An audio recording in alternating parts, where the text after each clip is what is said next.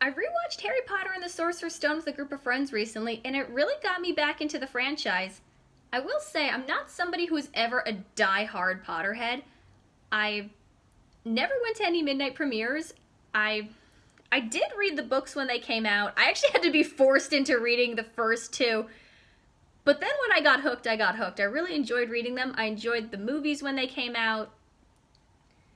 I will say the hype in general very much intimidated me. I really wasn't as obsessed with it as a lot of other people were, but I wanted to enjoy it more at my own pace and still follow it. I still read through them very, very quickly.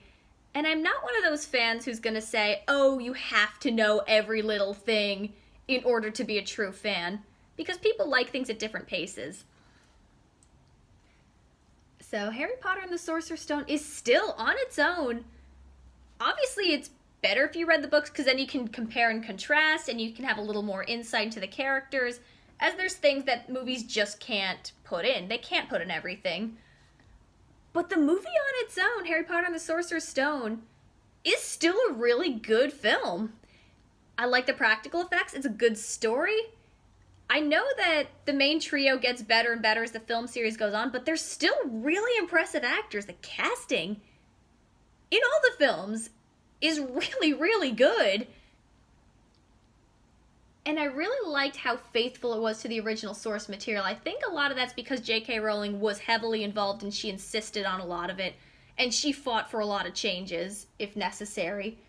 I think having her involvement from the get-go was how it was able to stay so faithful, which is fantastic. Because they're very good stories, told very well, and it's stories that had a lot of passion, of course, put into them. So, just amazing.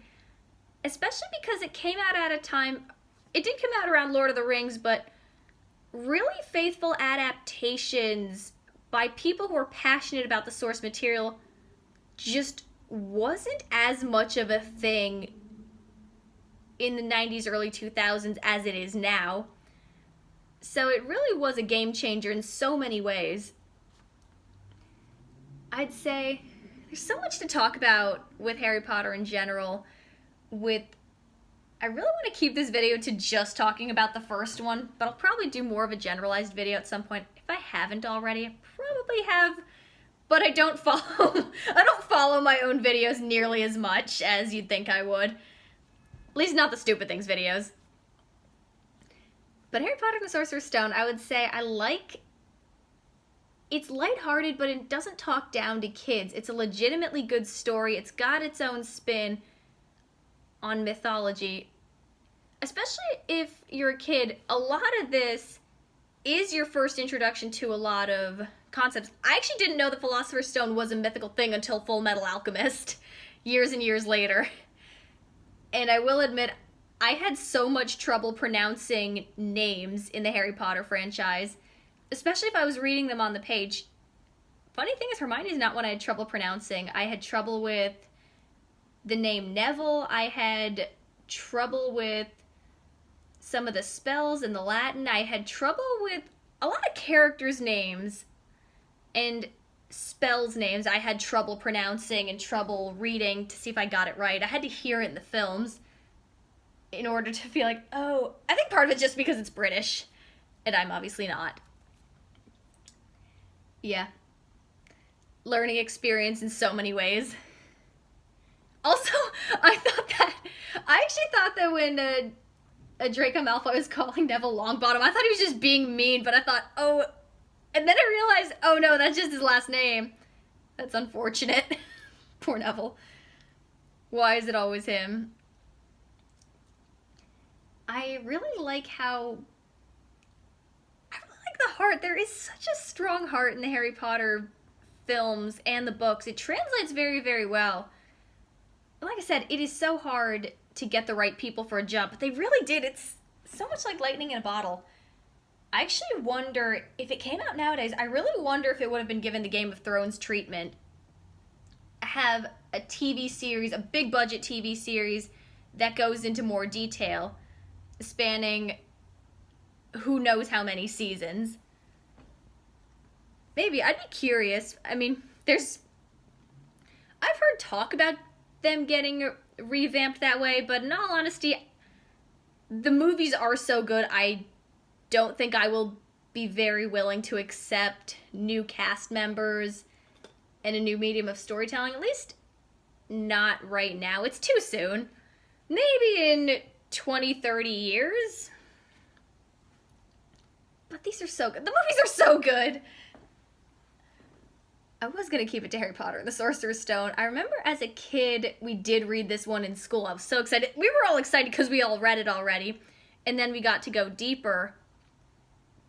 I read for McGonagall. I wanted to read for Hermione because she had a lot of lines and I liked reading and performing in class.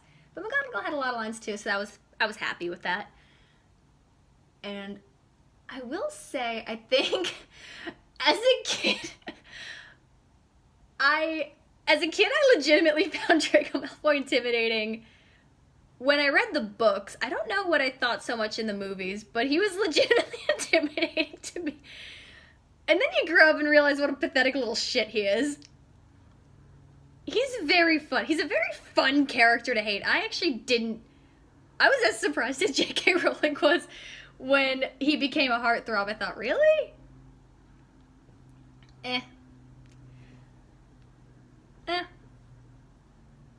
What can you do? So, don't know. Oh, by the way, my house is Gryffindor, in case you're wondering. Favorite scene. I remember as a kid liking Ron a lot because he had a lot of funny lines. I also remember feeling like I wish I could. I was wondering what I would do if I could do magic. I remember mostly wanting to fly, obviously.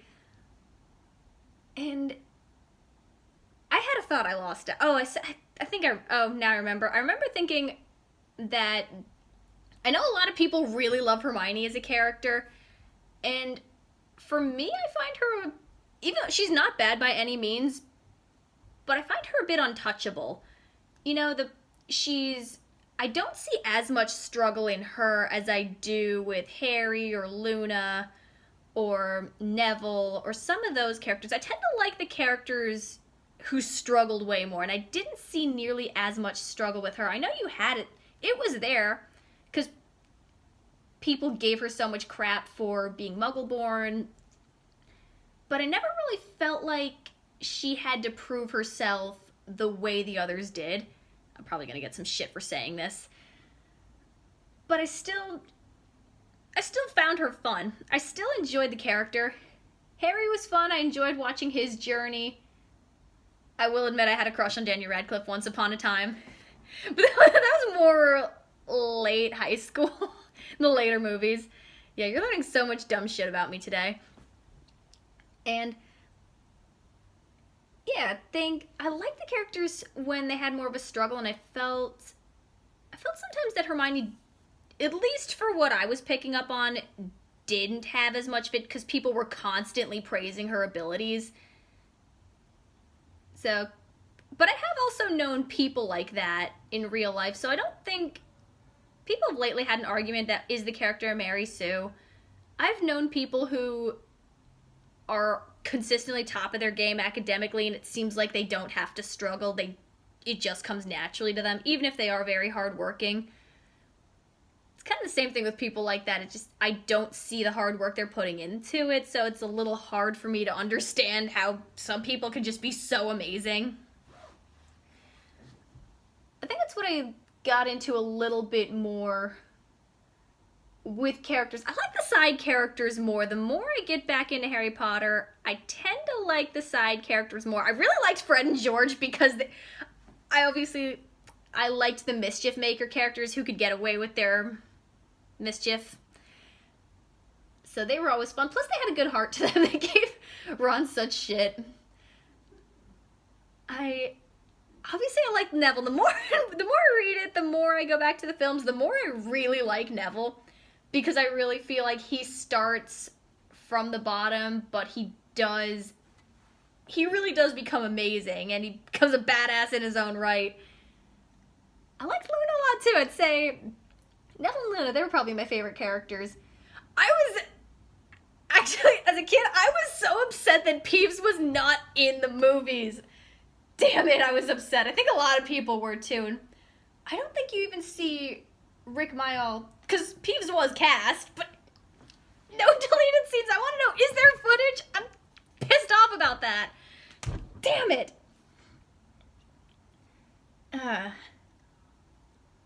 One can only hope. Because I think Peeves was funny too. Yeah.